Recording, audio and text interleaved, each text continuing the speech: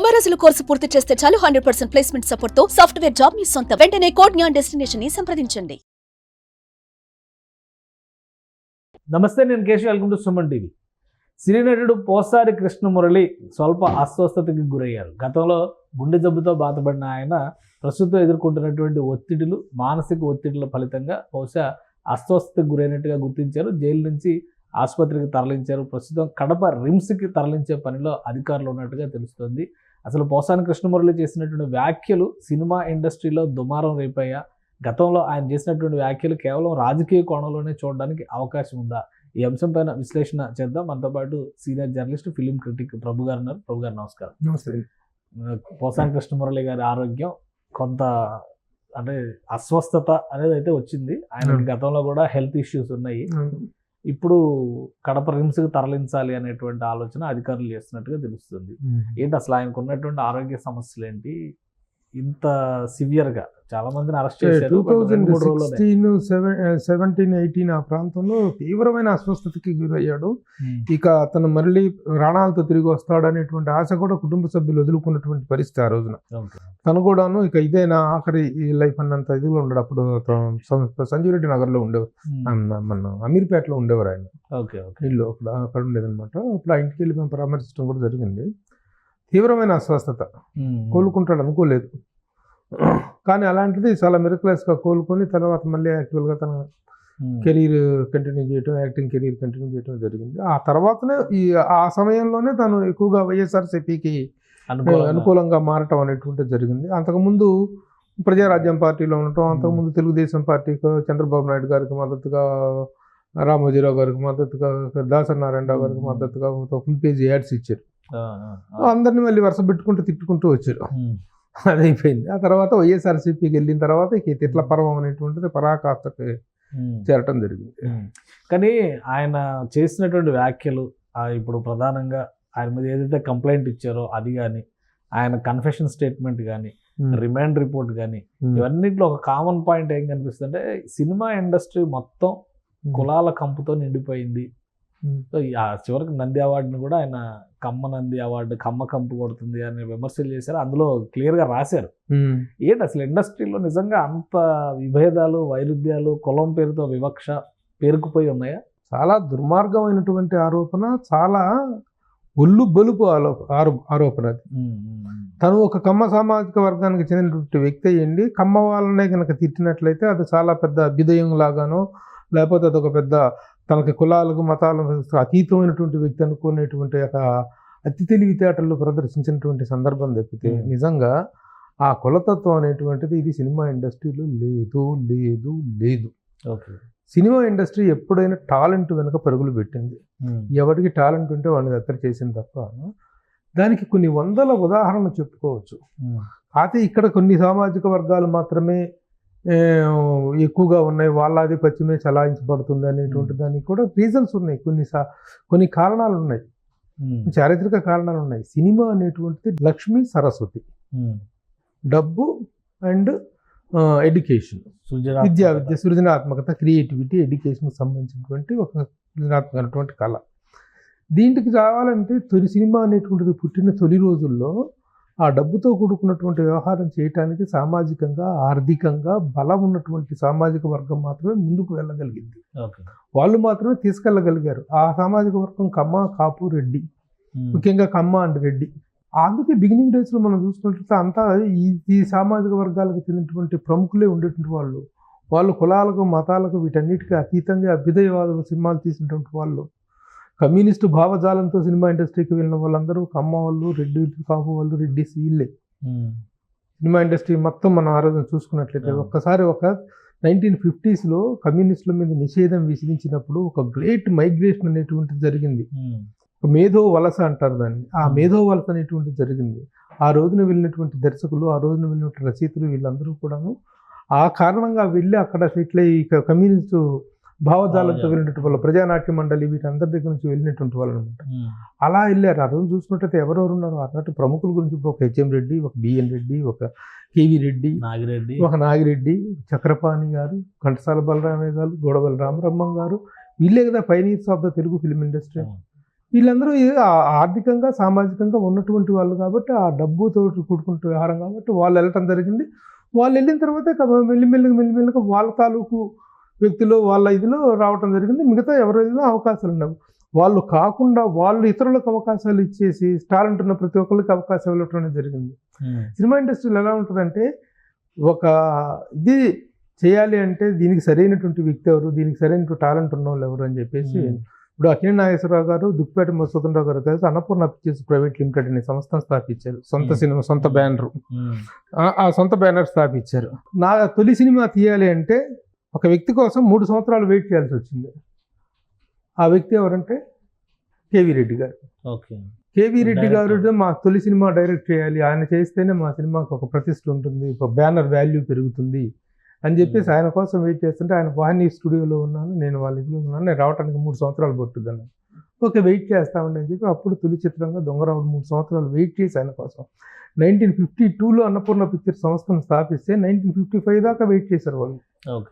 మరి ఆయన కమ్మ వీళ్ళు కమ్మ ఆయన రెడ్డి అంటే అప్పుడు అట్లా ఉండేదేమో, ఎందుకంటే ప్రొడ్యూసర్స్ అంతా రెడ్డి హీరోలు అందరూ కమ్మాసు. అలా కాదు, అలా అనుకుంటే మనకు ఎల్వి ప్రసాద్ గారు ఏంటి, దగ్గర ఎల్వి ప్రసాద్ గారు కానీ గొడవల రామరమ్మ గారు కానీ వీళ్ళంతా మళ్ళీ సేమ్ అది కదా. అట్లా కాదు, అది కాదు.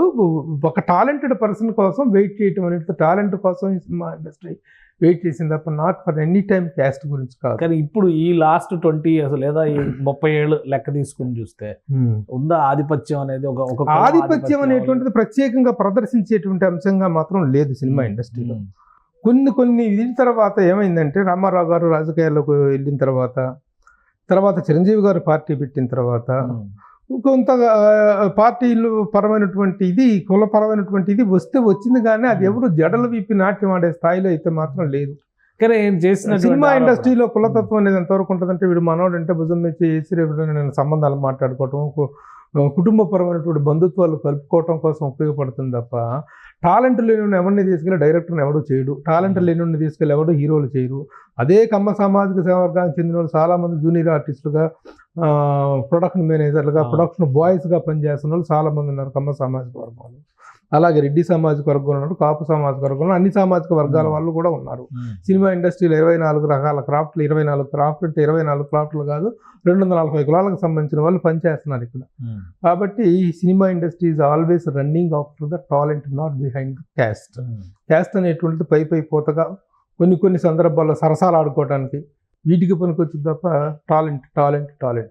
కానీ ఒక విషయం అంటే ఈయన మీద పెట్టినటువంటి కేసులు కానీ ఈయన పైన వచ్చినటువంటి ఆరోపణ ప్రధానంగా ఏ కంప్లైంట్ అయితే ఇచ్చారో ఆ కంప్లైంట్ లో మెన్షన్ చేసిన విషయాలు ఏంటంటే పలానా హీరోని తిట్టారు, పలానా కాంపౌండ్ని తిట్టారు అనే దానికంటే ముందు పేర్కొన్నటువంటి అంశం నంది అవార్డులు. అంటే 2018లో బహుశా చంద్రబాబు నాయుడు గారు గవర్నమెంట్ వెళ్ళిపోయే ముందర చేసినటువంటి అనౌన్స్మెంట్ అది.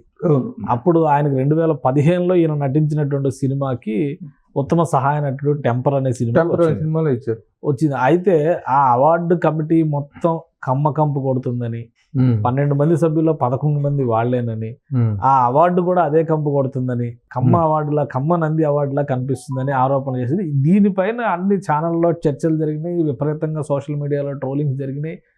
ఇవన్నీ కూడా మనస్తాపానికి గురి చేసే విషయాలు అనేటువంటిది ఆయన జోగినేని మణి అని ఆయన కంప్లైంట్ ఇచ్చినటువంటి అంశం, సారాంశం. దానిలో నిజంగా అప్పుడున్న కమిటీలో గాని అప్పుడు జరిగినటువంటి ఎంపికలో గాని ఈ ఆధిపత్యం కనబడిందా? ఎందుకంటే తెలుగుదేశం పార్టీ గవర్నమెంట్ ఉంది కాబట్టి ఆ ముద్ర వేసారా? అంతే, కేవలం తెలుగుదేశం పార్టీ. ఇతను కూడాను వైఎస్ఆర్సీపీ వైపు మొగ్గుతూ ఆ టైంలో వైఎస్ఆర్సీపీ వైపు ప్రయాణం చేస్తూ పోసాని కృష్ణమురళి అనే అతను ఆ మెప్పుదల కోసం, ఆ మెహర్బానీ కోసం చేసిన పిచ్చి కామెంట్ తప్పితే ఇట్ ఈస్ నాట్ ట్రూ. ఆ కమిటీలో నేను మెంబర్నే. అందుకే నేను ప్రతి సందర్భంలో కూడా చెప్తున్నా, మీకు కంపు కొడితే నంది అవార్డు అనేది కంపు కొడితే మీకు వచ్చిన FDC పదవి అనేటువంటిది రెడ్డి కంపు కొట్టలేదా మిస్టర్ పోసాని అని నేను ప్రశ్నించేతను నిలదీశాను నేను. కాబట్టి అది కరెక్ట్ కానే కాదు అసలు. ఆ కమ్మ ఆధిపత్యం అనేటువంటిది ఏం లేదు.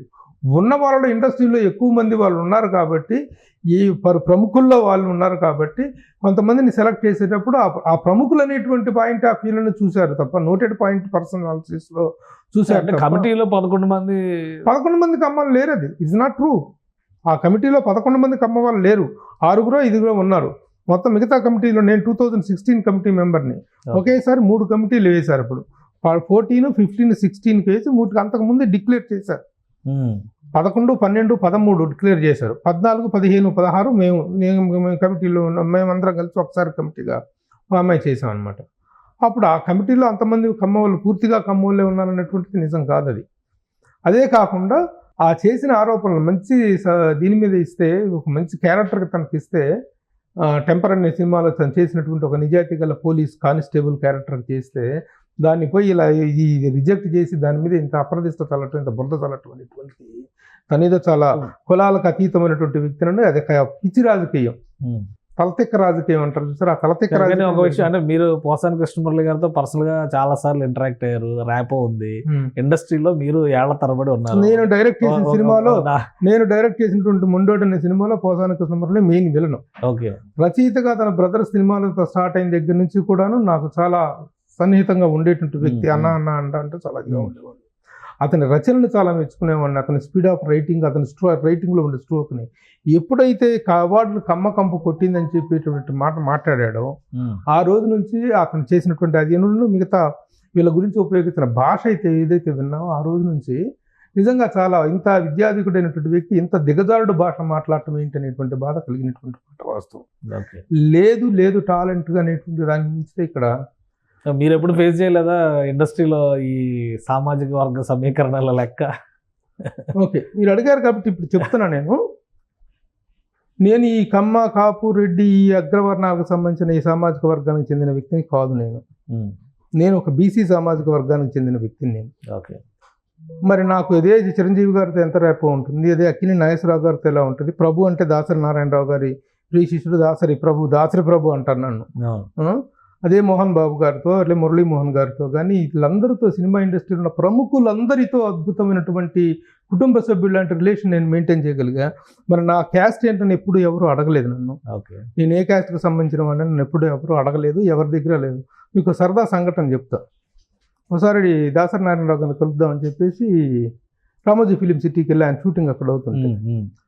షూటింగ్ స్టార్ట్ అవ్వలేదు. టిఫిన్లు చేసాం, కూర్చొని కబుర్లు మాట్లాడుకుంటూ ఉన్నాం. కొద్దిసేపటి తర్వాత ఉన్నట్టు దాసరి నారాయణ గారు, సరే ప్రభు బయలుదేరమ్మా అన్నారండి. అదేంటి సార్ ఎక్కడికి సార్ అన్న? బయలుదేరి ఇవాళ క్రిస్మస్ కదా చర్చికి వెళ్తావేమోనండి అన్నాడు. ఇది క్రిస్మస్ అయితే నేను ఎందుకు వెళ్తాను సార్ చర్చికి అన్నా.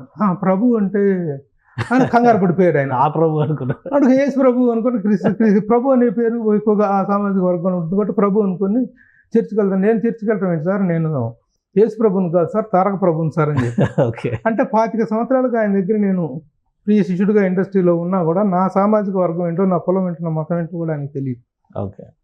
అలాగే ఏ ఒక్కళ్ళు కూడా సినిమా ఇండస్ట్రీ ఎంతమంది ప్రముఖులతో కుటుంబ సభ్యుడిగా కృష్ణరాజు గారికి పర్సనల్ పిఆర్ఓ, కృష్ణ గారికి, విజయరమల గారికి, వీళ్ళందరికీ నేను పర్సనల్ పిఆర్ఓగా, కుటుంబ సభ్యులాగా, మురళీమోహన్ గారికి, వీళ్ళందరికీ, మోహన్ బాబు గారి సినిమాలో సూపర్ డూపర్ హిట్ సినిమాలన్నిటికీ నేను పిఆర్ఓ. అల్లుడు గారు, అసెంబ్లీ రౌడీ గారి పని అన్నిటికీ నేను పిఆర్ఓ. నాగార్జున గారి సినిమాలకు నేను ఎన్నో సినిమాలకు పిఆర్ఓ చేశాను. వెంకటేష్ గారి సినిమాలకు చేశా. చిరంజీవి గారి సినిమా హిట్లర్కి నేను పిఆర్ఓ చేశా. ఇంతమందితో ఇంత రిలేషన్స్ 30 సంవత్సరాలకు నేను మెయింటైన్ చేస్తాను. నీ కులం ఏంటని అడిగినోడు ఒక్కడు లేరు నన్ను సినిమా ఇండస్ట్రీలో. మరి అలాంటి సినిమా ఇండస్ట్రీలో కులతత్వం ఉందని చెప్పేసినటువంటి ఒక పిచ్చి కోతలు, పిచ్చి అపవాదాలు ఏంటి. కానీ ఒక పోసాని కూడా ఒక రివిజనిస్ట్ లాగా కనిపిస్తారు. ఆయన కూడా మరి 3 దశాబ్దాల దగ్గర ఆయన కూడా ఇండస్ట్రీలో ఉన్నారు. అలాంటి వ్యక్తి కులం పేరుతో ఇండస్ట్రీ మీద నింద వేస్తే ఇప్పుడు అందరూ ఏం చెప్తారు, ఇండస్ట్రీలో ఉన్న వాళ్ళందరూ కన్న తల్లి అంటారు. సో తల్లి మీద నింద వేసినట్టే కదా ఆయనకి అన్నం పెట్టింది ఇండస్ట్రీ. ఎందుకైనా అంత దిగజారాల్సినటువంటి పరిస్థితి? అతనికి ఆవేశం వస్తే హద్దు, అదుపు, బుద్ధి, జ్ఞానం అనేటువంటి లేని విధంగా మాట్లాడటానికి దిగజారిపోయినటువంటి వ్యక్తిగా తయారయ్యాడు అతను చివరి రోజుల్లో. అతని మానసిక పరిస్థితి కూడా చాలా దెబ్బతిన్నటువంటి పరిస్థితిగా వెళ్ళిపోయింది. నీకు రాజకీయ పరంగా వైఎస్ఆర్సీపీ తోటి జర్నీ చేయాలన్నట్టు ఒక హుందాగా చెయ్యి. చక్కగా రాజకీయ విశ్లేషణతో, రాజకీయ పరిజ్ఞానంతో, రాజకీయపరమైనటువంటి సిద్ధాంతాలతో ప్రయాణం చేయి, ఎవరు కాదంటారు. దానికి అక్కడ ఉండి మెప్పు పొందటం కోసం అని చెప్పేసి నువ్వు ఈ మెహర్బానీ మాటలు మాట్లాడటం, మెహర్బానీ కోసం నీకు ఈ ఫుడ్ పెట్టినటువంటి కన్న తల్లి సినిమా ఇండస్ట్రీ, ఇన్ని సంవత్సరాలు ఈ ఇండస్ట్రీ మీద బతికావు, ఈ ఇండస్ట్రీ మీద ఇంత అప్రదిష్టకరమైనటువంటి అపవాదం వేస్తావా? ఇండస్ట్రీ ఎంత కంపు కొడుతుంది, కులాల కంపు కొడుతుందని చెప్పేసి బురద పోస్తావా? ఇదే నీ బాధ్యత. నువ్వు చదువుకున్నవాడు ఇండస్ట్రీలో ఏంటి రియాక్షన్? ఎందుకంటే ఇప్పుడు ఈయన అరెస్ట్ అవగానే ఎవరు రియాక్ట్ అయిన దాఖలా ఎందుకు అవ్వాలి? ఇప్పుడు ఆయన ఆరోగ్య పరిస్థితి కూడా అంతంత మాత్రంగా ఉంది అంటారు. ఇప్పుడు అస్వస్థతకు గురయ్యారు, సరే ట్రీట్మెంట్ కి అయితే వెళ్ళారు. ఇండస్ట్రీలో ఏంటి అసలు ఒపీనియన్? ఎందుకు రియాక్ట్ అవ్వాలి? ఇండస్ట్రీ ఎందుకు రియాక్ట్ అవుతుంది? ఎందుకు అవ్వాలి? అవ్వాల్సిన అవసరం లేదు. ఎవరితో ఏ స్నేహప్రభమైనటువంటి ఏ సుహృద్భావ వాతావరణంలో నువ్వు పనిచేసావని చెప్పేసి, ఎవరితో సుహృద్భావ రిలేషన్ నువ్వు మెయింటైన్ చేసావని అందరినీ పట్టుకుని ఒకే ఘాటు కట్టేసి ఇండస్ట్రీ అంత కులాల కంపెనీ మాట్లాడావంటే నీకు బాధ్యత ఉందా? అసలు బాధ్యత ఉందా? నువ్వు సిద్ధాంతపరంగా తిట్టాలనుకుంటే చంద్రబాబు నాయుడు గారిని ఒక తిట్టు, పవన్ కళ్యాణ్ గారిని తిట్టు, అదాక వ్యక్తిగతంగా కూడా తిట్టావు. వ్యక్తిగతంగా కూడా హద్దులు మీరిపోయి మాట్లాడావు, వాళ్ళు ఇళ్లలోకి వెళ్ళావు, కుటుంబాల్లోకి వెళ్ళిపోయావు, అమ్మలు ఆడికి వెళ్ళాలని మాట్లాడావు. నీకు అసలు కామన్ సెన్స్ ఉందా నీకు? అలా మాట్లాడినోడి మీద ఎవరికి మాత్రం ఏముంటుంది? ఇండస్ట్రీ ఎందుకు రియాక్ట్ అవుతుంది? ఏమని రియాక్ట్ అవుతుంది? ఎవరు వెనకేసుకొస్తారు? So that was the situation. కానీ ఆయన ఆరోగ్య పరిస్థితి కూడా ఇప్పుడు అంతంత మాత్రంగా ఉంది. ఆ సందర్భంలో కూడా రియాక్ట్ అయ్యేటువంటి పరిస్థితి ఉండదంటారా? ఇండస్ట్రీలో పట్టించుకోరా? ఇంకా ఇండస్ట్రీనే వెలివేసింది అనుకోవాలా? వెలివేయటం అంటే పర్టికులర్ గా వెలివేయటమో, పర్టికులర్ గా ఆయన మీద దాడి ఏదో ప్రతీకారాలు తీర్చుకోవటం ఏమి ఉండదు. ఎవరు చేసుకున్న దానికి వాళ్ళు అనుభవిస్తారు. అంటే చాలా మంది ఇప్పుడు ఆయన క్లెయిమ్ చేసుకుంటా ఉంటారు, నా శిష్యులు వీళ్ళందరూ అని. త్రివిక్రమ్ శ్రీనివాస్ గాని, వీళ్ళందరూ నా దగ్గర వర్క్ చేసి ఇంత ఎదిగిన వాళ్ళు వీళ్ళు అని చెప్పిన ఆయన గొప్పగా చెప్తారు. వాళ్ళు ఎవరు కూడా పట్టించుకునే పరిస్థితి లేదా? వాళ్ళతో కూడా సత్సంబంధాలు లేవు. ఏముంది, అందరితో ఎవరితోటి ఉండలేదు. గొడవలు వాళ్ళకి కూడా పెద్ద సరైన రిలేషన్స్ ఏమి లేవు. బట్ భవసాని కృష్ణమురళి మన ఎత్తున కొరటాల శివాను, బోయపాటి శ్రీను ఏదో ప్రయత్నం వాళ్ళు చేస్తున్నట్టుగా ఉన్నారు. చేసినా సరే but the law will take its own course అనేటువంటిది. ఎందుకంటే మాట్లాడినటువంటి ఇప్పుడు ఏదైనా ఒక విషయాన్ని ఒక వ్యక్తిని సమర్థించాలంటే కొంతలో కొంత వెసులుబాటు అనేటువంటిది ఉంటుంది. వెసులుబాటుకే అవకాశం లేని స్థాయిలో జనాల మీద విరుసుకుపడిపోయి, ఇంకా పవన్ కళ్యాణ్ విషయంలో అతను మా ప్రెస్ క్లబ్ లో పెట్టిన ప్రెస్ మీట్ లో మాట్లాడిన పరాకాష్ట అనమాట. పరాకాష్ట. కొంతమంది జడ్జిలును, కొంతమంది విశ్లేషకులు ఆ బూతులు విని ఆపండి వద్దు, ఇంకా ఆపేసింది, చాలా ఎంత దరిద్రం మాట్లాడుతున్నాడు, అర్థమైపోయింది, వదిలేసేయండి అనే స్థాయికి అతను మాట్లాడాడంటే అది అతనే కాదు, చాలా మంది మాట్లాడారు. ఈ 5 సంవత్సరాల కాలంలో బూత్ అనేటువంటిది ప్రవహించింది. బూతు, నెగ్లిజెన్స్, యాటిట్యూడు, ఒక రకమైనటువంటి అరాచక ధోరణి అనేటువంటిది ప్రబలిపోయింది, ప్రవహించింది. కానీ వైసీపీ నాయకులు ఇప్పుడు కూడా చెప్తున్నారు కదా, ఆయన చాలా కన్స్ట్రక్టివ్ గా మాట్లాడతారు, నిర్మాణాత్మకంగా విమర్శలు చేస్తారు, అలాంటి వ్యక్తిని మీరు నిర్బంధించారు అంటున్నారు. మరి పార్టీ అయితే ఇంకా ఆయనకు అండగానే ఉంది. జగన్ గారు ఏది వాస్తవం అనేటువంటిది అందరికీ తెలుసు. ఎవరు ఎలా సమర్థించుకుంటున్నారో, ఏ భాష ఎలాంటి పదప్రయోగం జరిగింది, ఎలాంటి భాషా ప్రయోగం జరిగింది అనేటువంటిది అందరికీ తెలుసు. ఇంకా దాని గురించి వాళ్ళ సింపుల్ గా కృష్ణమురళి వ్యక్తిత్వాన్ని మీరు ఎలా చెప్తారు? ఎందుకంటే నేను చూశాను 99 ఎలక్షన్స్, 1999 ఎలక్షన్స్ జరిగేటప్పుడు జై చంద్రబాబు అని ఆయనే ప్రకటనలు వేశారు. Full page ads. 2004 ఆ రోజుల్లో 2 లక్షలు ఖర్చు పెట్టి 2004 ఎలక్షన్స్ తర్వాత మారిన సినారియోలో వైఎస్ఆర్ జగన్మోహన్ రెడ్డి గారికి, వైఎస్ రాజశేఖర రెడ్డి గారికి ఆయన పేరిట యాడ్స్ వేశారు. 2009లో నేరుగా ప్రజారాజ్యంలో పోటీ చేసి చిలకలూరుపేట నుంచి ఎమ్మెల్యేగా నిలబడి ఏదో మినిమం 14,000 13,000 ఓట్లు వచ్చి ఆయన బయట. అసలు ఏంటి ఆయన వ్యక్తిత్వం ఏంటి? రాజకీయంగా ఏదైనా ఆకాంక్ష అట్లా అయ్యాడా, లేదంటే ఆయన కథల్లో రాసినట్టుగా నిజంగానే సమాజం పట్ల ఒక ఆవేదనతో ఇలా తయారయ్యాడా? ఏంటి ఆయన వ్యక్తిత్వం? ఆవేశానికి అద్దులు లేకపోవటమే ఆయన అలా తయారవడానికి కారణం. ఓకే, విద్యావేత్త, చదువుకున్నవాడు, నిజంగా అతను పవిత్ర బంధం ఇలాంటి కొన్ని సినిమాల్లో అతను రాసిన డైలాగుల తాలూకు డెప్త్ చూస్తే ఒక కొత్త ట్రెండ్ క్రియేట్ చేశారు. ఆవేశపు ఒక పరుచూరి గోపాలకృష్ణ, పరుచూరి బ్రదర్సు, తర్వాత వచ్చినటువంటి త్రివిక్రమ శ్రీనివాస్, ఈ కొత్త తరం రచయితలు, వీళ్ళందరూ బ్లెండెడ్ కోటెడ్ రైటింగ్ ఆయనలో ఉండేది. ముఖ్యంగా ఒక మిశ్రమమైనటువంటి అద్భుతమైన భాషా శైలి ఉండేది. అలాంటి వాడు ఆ రోజుల్లో కూడా రాసిన డైలాగ్ సరిగ్గా తీయలేదని చెప్పి డైరెక్టర్ల మీద తగాదాలు పెట్టుకొని డైరెక్టర్ల మీద కొట్లాడకపోయిన సందర్భాలు ఉన్నాయి. అది ఒక విచిత్రమైన వ్యక్తి, ఒక విలక్షణమైన వ్యక్తి. విలక్షణత అనేటువంటిది అదొక మానసిక ఇదిగా విలక్షణ అనగానే మోహన్ బాబు గారు గుర్తొస్తారు. ఆయన శైలి మాట్లాడేటప్పుడు ఒకలా ఉంటుంది, రాజకీయాల్లో చాలా హుందాగా చేశారు కదా ఆయన. మరి ఈయనకి ఎందుకని ఆ దిగజారుడుతనంతో, భాషతో కానీ అన్ని రకాలుగా దిగజారిపోయి మాట్లాడతా విపరీతమైన హద్దులు లేని ఆవేశంగా మాట్లాడుకోవటం, ఎందుకు మాట్లాడుతున్నాడు ఏంటనేటువంటిది నువ్వు ఎందుకు మాట్లాడు, అవునా తప్పు చేస్తే మంచి చేసినప్పుడు పొగిడాము, తప్పు చేసినప్పుడు తిట్టకూడదా అడగకూడదా అంటాడు అనేది అతను చెప్పే లాజిక్. నువ్వు చేసినవి ఏంటి, ఏది మంచి ఏది చెడు, ఏ మంచికి పారామీటర్ ఏంటి, చెడుకు పారామీటర్ ఏంటి? సరే ఓకే, పారామీటర్ ఉంటే ఉండొచ్చు. మంచి చేసినప్పుడు అభినందించాలి, చెడు చేసినప్పుడు విమర్శించాలి అనేటువంటిది ఓకే. దానికి ఒక భాష ఉండదా, దానికి ఒక పరిధి ఉండదా, దానికి ఒక సంస్కారం ఉండదా? అది అవన్నీ దాటిపోయి, ఆ పరిధులన్నీ దాటిపోయి ఒక దిగజారుడు భాషకు దిగజారిపోయినటువంటి వ్యక్తి ఇంకా మనం చెప్పుకోవటం చెప్తే. థ్యాంక్ యూ ప్రభు గారు విశ్లేషణ అందించడానికి. ఒకటే బాధాకరమైన విషయం, ఎన్ని సావులను సావండి, ఎన్ని విమర్శలను చేసుకోండి, మీ ఇది ఎలాగైనా పెట్టుకోండి, ఇండస్ట్రీకి మాత్రం కులతత్వాన్ని ఆపాదించద్దు. ఇండస్ట్రీలో కులతత్వం లేదు. ఇండస్ట్రీ అనేది కళామ తల్లి, అది ఒక టాలెంట్ని మాత్రమే ఆహ్వానిస్తుంది, ఆదరిస్తుంది. అది మాత్రం చెప్పడం కోసమే తప్ప ఇదంతా మాట్లాడింది ఇప్పుడు అతన్ని ఏదో వ్యక్తిగతంగా విమర్శించడం కోసం మాత్రం కాదు. థ్యాంక్ యూ ప్రభు గారు విశ్లేషణ అందించడానికి. ఇది సినిమా ఇండస్ట్రీలో కులతత్వం అనే మాట ఒక అపోహ మాత్రమే, ఎవరికి వాళ్ళు చేసినటువంటి విశ్లేషణ. అది పోసాని కృష్ణమురళి ఒక పరిధి దాటి చేసిన విమర్శలకి ఇప్పుడు ఫలితాన్ని అనుభవిస్తున్నారని ప్రభు గారు విశ్లేషిస్తున్నారు. అలానే ఇన్ని దశాబ్దాల ప్రయాణంలో ఎప్పుడూ కూడా ఏ ఒక్కరితో కూడా సఖ్యత చూపించలేనటువంటి వ్యక్తి పోసాని కృష్ణమురళి. ఆయన వ్యక్తిత్వం వల్లనే ఈరోజు ఇబ్బందులు పాలవుతున్నటువంటి పరిస్థితి ఉందని విశ్లేషిస్తున్నారు. ఇది స్పెషల్ డిస్కషన్. Keep watching.